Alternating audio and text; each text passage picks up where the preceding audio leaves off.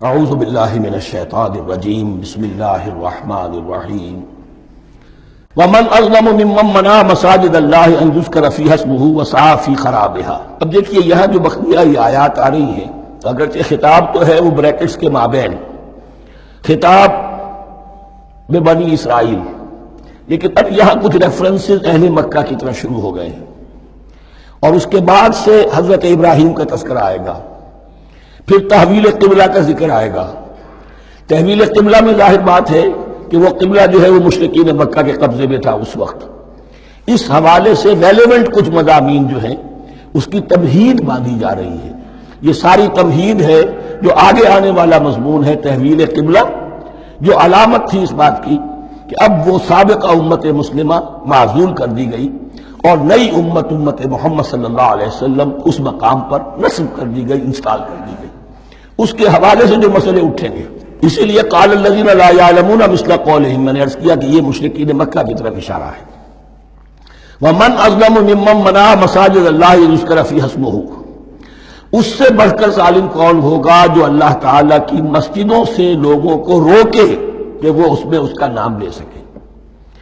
چونکہ مشرکین مکہ نے مسلمانوں کو محروم کر دیا تھا حرم سے، اب وہاں جانے کی ان کو اجازت نہیں تھی۔ سن 6 میں حضور گئے بھی ہیں، تب بھی یہ کہ صلح حدیبیہ ہو گئی، واپس آنا پڑا، عمرہ کرنے کی اجازت نہیں ملی۔ سن 7 میں پھر ہوا ہے، تو یہ 7 برس بہت شاہ گزرے ہیں محمد الرسول اللہ صلی اللہ علیہ وسلم اور اہل ایمان پر۔ اب یہاں ذکر ہو رہا ہے ان کا، قریش کا۔ ومن اظلم ممن منع مساجد اللہ یذکر فیہا اسمہ وسعی فی خرابہا، اور وہ اس کی تخریب میں لگے ہوئے ہیں۔ یہ خراب تخریب، یہ تخریب 2 طرح کی ہوتی ہے، ایک ظاہری تخریب ہوتی ہے کسی مسجد کو گرا دینا، اور ایک ظاہری نہیں باطنی معنوی وہ ہوتی ہے، وہ جو تخریب ہے وہ یہ ہے کہ توحید کی بجائے اسے شرک کا اڈا بنا دیا ہے۔ وہ تو دنیا کے بت قدوں میں پہلا وہ گھر خدا کا، ہم اس کے پاسباں ہیں، وہ پاسباں ہمارا، 360 بت رکھ دیے گئے اس گھر میں لا کر، جو ابراہیم نے تعبیر کیا تھا توحید خالص کے لیے۔ وسعی فی خرابہا، یہ لفظ ذرا نوٹ کر لیجئے، یہ ایک حدیث میں بھی آیا ہے، بڑی دلدوز حدیث ہے، اور میں چاہتا ہوں کہ آپ اسے ذہن میں رکھیں۔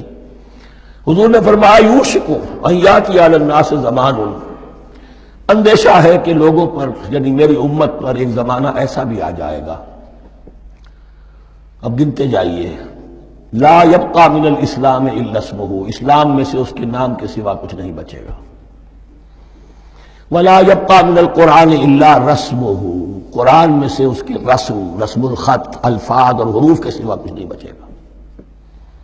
اسی کی اللہ تعالی نے ضمانت دی ہے، یہ محفوظ رہے گا رسم عثمانی۔ مساجدہم عامرۃ، ان کی مسجدیں آباد تو بہت ہوں گی، وہی خراب من الہدی، ہدایت سے خالی ہو جائیں گی۔ یہ خراب کے لفظ سے، ہی خراب من الہدی، وَعُلَمَاؤُهُمْ شَرُّ النَّاسِ تَحْتَ عَدِيمِ السَّمَاءِ، اور ان کے علماء آسمان کی چھت کے نیچے کی بدترین انسان ہیں۔ مِنْ عِنْدِهِمْ تَخْرُجُ الْفِتْنَةُ وَفِيهِمْ تَعُودُ، فتنہ انہی کے اندر سے برآمد ہوگا اور انہی میں گھس جائے گا، یعنی ان کا کام فتنہ انگیزی، مخالفت، جنگ و جدال، بھڑکانا، اپنے اپنے فرقے کے لوگوں کے جذبات کو بھڑکاتے رہنا اور مسلمانوں کے اندر اختلافات کو ہوا دینا، یہی ان کا کام رہ جائے گا۔ آج جن کو ہم علماء کہتے ہیں ان کی عظیم اکثریت اس کیفیت سے دوچار ہو چکی ہے۔ جب مذہب اور دین پیشہ بن جائے تو کوئی خیر اس میں باقی نہیں رہتا۔ یہ دین اور مذہب پیشہ نہیں تھا، اسلام میں کوئی پیشوائیت نہیں، اسلام میں کوئی پاپائیت نہیں، اسلام میں کوئی برہمنزم نہیں، اسلام تو ایک کھلا، ہر شخص کتاب اللہ پڑھے، ہر شخص عربی سیکھے، ہر شخص تو امامت کے قابل ہونا چاہیے، ہر شخص اپنی بچی کا نکاح خود پڑھائے، ہر شخص اپنے والد کا جنازہ خود پڑھے۔ یہ جو ہم نے پیشہ بنا دیا ہے اور پھر انہیں پیسے دیتے، ظاہر بات ہے کہ اس پیشے کے اندر تو پیشے میں عیب نہیں، رکھیے نہ فرحاد کو نام، تو پیشہ میں تو جو کچھ پیشہ ورانہ چشمکیں ہوتی ہیں اور جو خباثتیں ہوتی ہیں وہ آتی ہیں۔ لیکن ساتھ ہی یہ بات واضح رہے کہ علماء حق سے دنیا خالی نہیں ہوگی، علماء حق بھی ہیں، لیکن کسی کے ماتھے پر لکھا ہوا نہیں ہوتا کہ یہ علماء حقانی میں سے اور یہ علماء سوء میں سے ہے۔ باقی یہ صحیح بات ہے کہ اکثریت ادھر جا چکی ہے، ورنہ امت کا بیڑا غرق نہ ہوتا، سیدھی سیدھی بات۔